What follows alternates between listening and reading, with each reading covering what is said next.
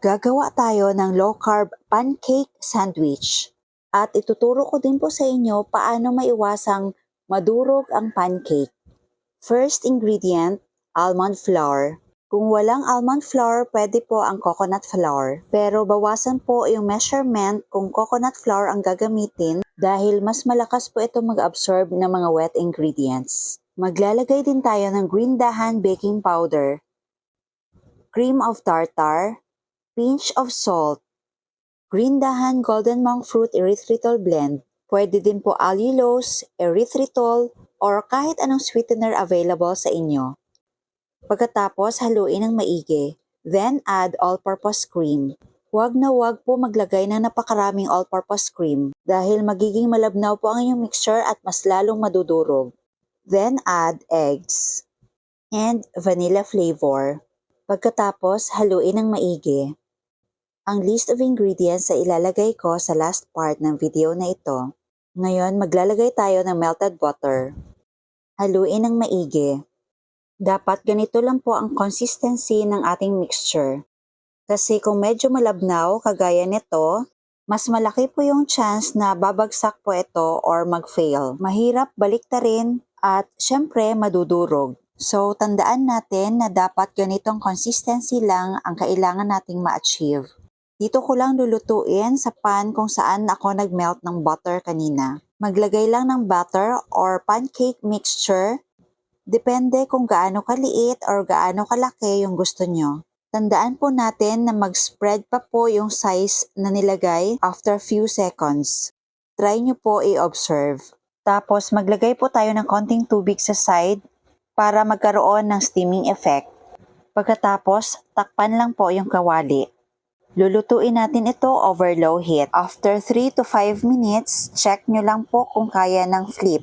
Kung hindi pa kayang i-flip, huwag po pipilitin. Kung naubos na yung tubig na nilagay kanina, you may add more. At syempre, takpan ulit. Ngayon, try na natin flip yung pancake.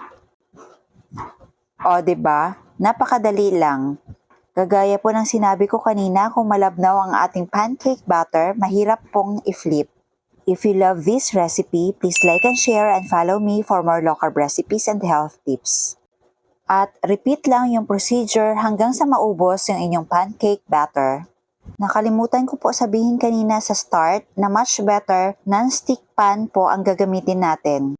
Kung walang non-stick pan, para sigurado na hindi didikit, you may use parchment paper. Kagaya po nitong ginawa ko dati. Tingnan nyo, kahit malabnaw yung mixture or yung pancake batter, hindi po talaga siya dumikit at madali lang pong i-flip. Pasensya at hindi po maganda yung video dahil hindi tugma at galing po ito sa YouTube ko. At ayan, kung i-flip, lagyan lang ng parchment paper sa taas at platito. Then flip. O diba, napakadali lang. Kaya sa mga walang non-stick pan, pwede po yung ganitong idea. O diba, madaming nabuo kahit hindi non-stick pan yung ginamit. Ngayon, balikan ko po yung niluluto natin. O diba, very easy. Dahil hindi malabnaw yung ating pancake batter.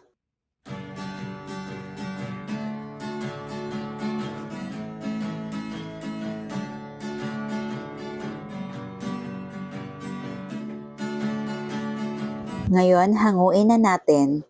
At gagawa po tayo ng pancake sandwich. Para hindi sayang yung hugasin, dito ko na lang din ipa-fry ang ating homemade bacon. Naglagay lang ako ng konting used oil. Fry natin ito over medium-high heat. Depende po sa inyo ang pagluluto kung gusto nyo crispy or hindi. Ilalagay ko lang din po sa comment section kung paano gumawa ng homemade bacon. Next procedure na gagawin ko ay optional lamang po. Gusto ko kasi bilog na bilog, kaya kinat ko po yung mga uneven edges.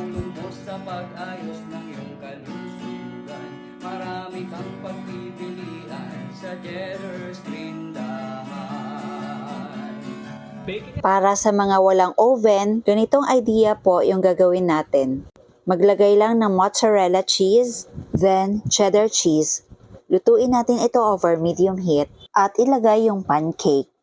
Then flip. O, diba? At repeat lang ang procedure para sa mga natirang pancake. Pero again, this is just optional. Pwede naman kasing cheddar cheese lang ang ilalagay at bacon or kung anong available na mga toppings dyan sa inyo. Kung cheese lang po ang available sa inyo, pwede na po yung ganito. Pero kung gusto mong lagyan ng burger patty or bacon, pwede pa rin po. Para naman sa hindi oxalate sensitive, you may add lettuce. O kahit anong mga burger toppings na gusto nyo. At para mas easy, walang kuskus balungos, pancake na lang po, masarap pa rin. Itong nilagay ko ay mixture ng mustard, all-purpose cream and cheese. Ilalagay ko lang sa comment section yung link paano gumawa nito.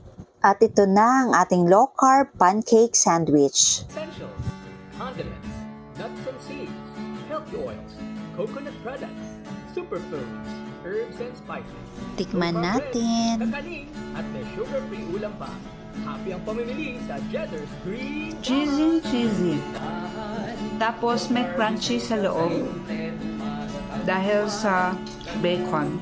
Sa pag-ayos ng iyong kalusugan, marami kang pagpipilian sa Jetter's Sobrang sarap talaga, promise.